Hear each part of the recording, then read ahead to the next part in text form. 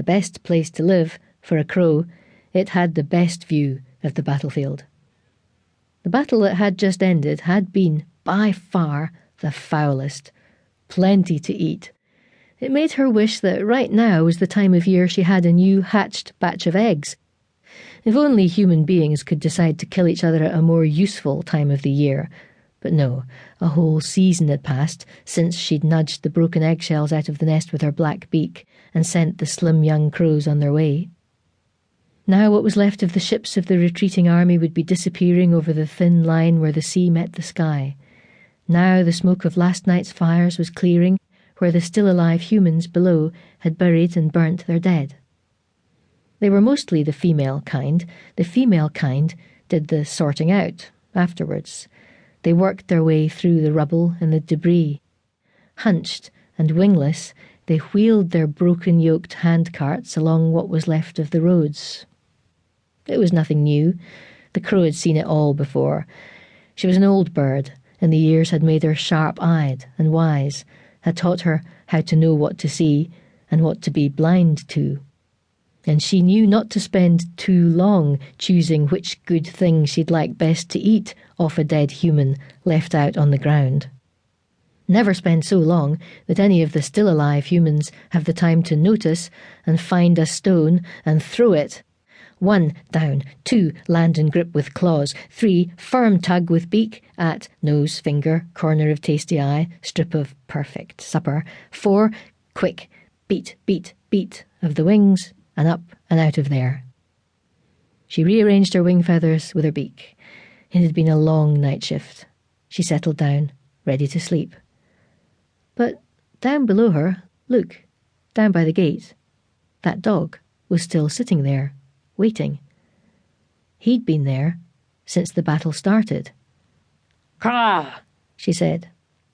The young dog turned wearily in the gravel and the dust once, then again. He was making a bed for himself. His paws were big. He'd grow into the kind of dog you kept well out of the way of, the kind that'd take your whole tail off in one quick swipe, then sit there afterwards with your tail feathers sticking out of his mouth like a lady's fan. Something like this had actually once happened to the crow.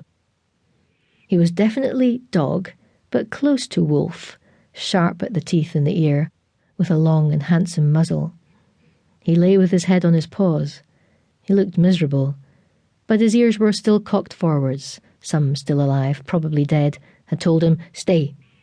And he had. "Go home! Your master's dead!" the crow cawed down at the dog. No response. Dogs. They happily wore collars, let themselves be led around on bits of old rope by still-alive humans.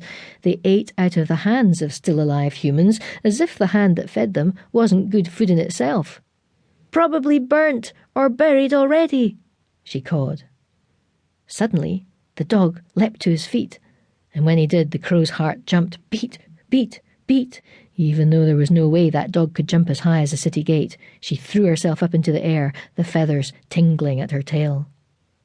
But that dog didn't notice. Instead, he stood listening, one paw lifted in the air.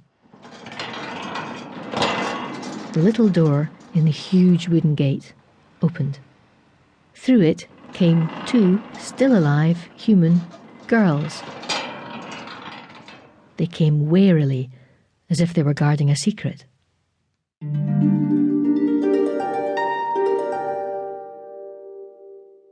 The 2 girls were too young to be out of the city and wandering the edge of this blasted landscape by themselves.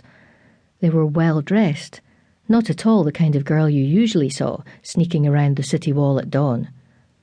One was about 12 human years old, the other was maybe a little older, though they looked very alike.